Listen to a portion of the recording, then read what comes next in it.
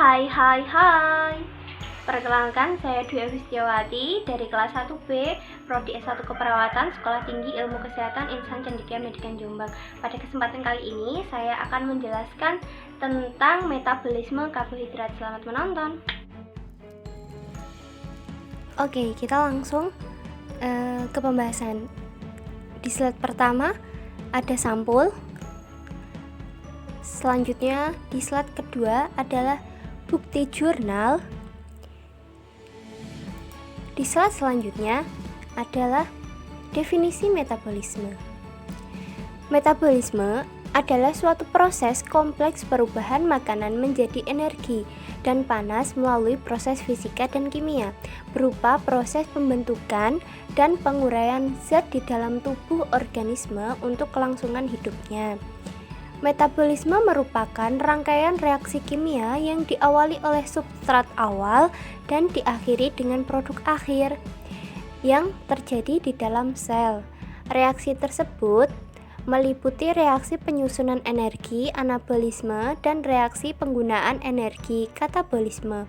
Dalam reaksi biokimia terjadi perubahan energi dari satu bentuk ke bentuk lainnya. Misalnya, energi kimia dalam bentuk senyawa adenosin trifosfat atau ATP diubah menjadi energi gerak untuk melakukan suatu aktivitas seperti bekerja, berlari, jalan, dan lain-lain. Ini dikutip dari Christina pada tahun 2009. Selanjutnya adalah definisi metabolisme karbohidrat. Metabolisme karbohidrat merupakan pengolahan karbohidrat dengan proses kimia yang terjadi di dalam tubuh makhluk hidup, baik berupa reaksi pemecahan atau yang biasa disebut katabolisme maupun reaksi pembentukan atau anabolisme. Selanjutnya adalah proses-proses metabolisme karbohidrat. Proses yang pertama yaitu glikolisis. Glikolisis itu sendiri adalah reaksi berantai yang mengubah glukosa atau glikogen menjadi asam pirufat ataupun asam laktat serta memproduksi energi ATP dengan skema glukosa ditambah 2 NAD+ ditambah dengan 2 ADP ditambah dengan 2P akan menjadi 2 asam pirufat, 2 NADH, 2 ATP, 2 H2O atau air, dan 2H+. Glikolisis terjadi di dalam sitosol sel. Reaksi kimia glikolisis dapat terjadi secara aerob atau membutuhkan oksigen maupun anaerob tanpa adanya oksigen. Di dalam reaksi biokimia ini dibantu oleh enzim ATP atau adenosin trifosfat dan ADP adenosin difosfat. Proses yang kedua yaitu glikogenesis. Glikogenesis adalah pembentukan glikogen dari glukosa. Apabila terjadi peningkatan kadar glukosa dalam darah, misalnya beberapa saat setelah makan, maka pankreas akan mensekresikan hormon insulin yang akan menstimulasi penyimpanan glukosa dalam bentuk glikogen di dalam hati dan otot. Hormon insulin akan menstimulasi enzim glikogen sintase untuk memulai proses glikogenesis. Glikogen yang ada di otot berfungsi sebagai sumber heksosa yang tersedia dengan mudah untuk proses glikolisis di dalam otot itu sendiri. Sedangkan glikogen di hati sangat berhubungan dengan simpanan dan pengiriman heksosa keluar untuk mempertahankan kadar glukosa darah, khususnya pada saat di antara waktu makan. Adapun rangkaian proses glikogenesis. Yang pertama, glukosa akan mengalami fosforilase menjadi glukosa 6-fosfat. Di otot, reaksi ini dikatalisir oleh heksokinase, sedangkan di hati oleh glukokinase. Selanjutnya, glukosa 6-fosfat akan diubah menjadi glukosa 1-fosfat dengan bantuan enzim fosfoglukomutase.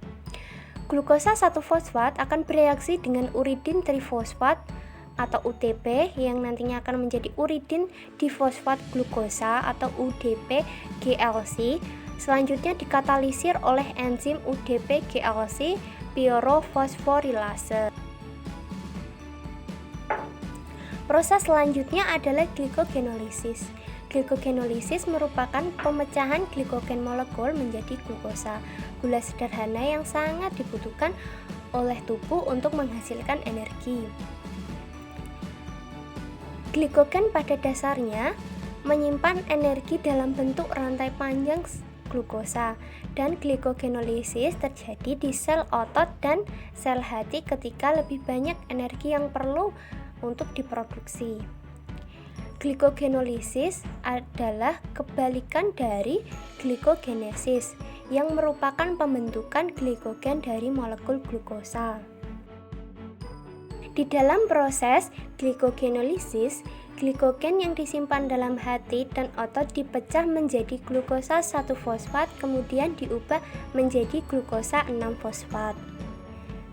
Glikogenolisis diatur oleh hormon glukogen yang disekresikan oleh pankreas dan epinefrin atau adrenalin yang disekresikan oleh kelenjar adrenal.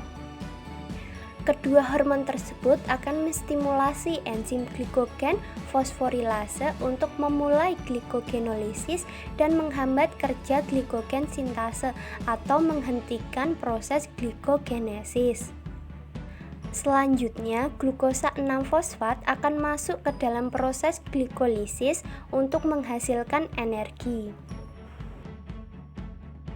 Tahapan yang keempat yaitu glikoneogenesis. Gluconeogenesis adalah proses sintesis atau pembentukan glukosa dari sumber bukan karbohidrat. Molekul yang umum digunakan sebagai bahan baku glukosa adalah asam pirufat. Namun, okaloasetat dan hidroksiaseton fosfat juga dapat menjalankan proses gluconeogenesis ini. Asam laktat, beberapa asam amino, dan glikoserol juga dapat dikonversi menjadi glukosa. Gluconeogenesis ini hampir mirip dengan proses glikolisis. Hanya saja prosesnya dibalik dan beberapa tahapan yang membedakannya dengan proses glikolisis. Dalam proses glikoneogenesis, ATP sangat dibutuhkan dalam tahapan ini. Gluconeogenesis terjadi utamanya dalam hati dan dalam jumlah sedikit terjadi pada ginjal. Sangat sedikit gluconeogenesis terjadi di otak, otot rangka, otot jantung, dan beberapa jaringan lainnya. Umumnya gluconeogenesis ini terjadi pada organ-organ yang membutuhkan glukosa dalam jumlah banyak. Gluconeogenesis terjadi di hati karena untuk menjaga kadar glukosa dalam darah agar tetap dalam kondisi normal. Itu tadi penjelasan yang dapat saya sampaikan, kurang lebihnya saya mohon maaf. Saya akhiri, wassalamualaikum warahmatullahi wabarakatuh. See you in next tugas.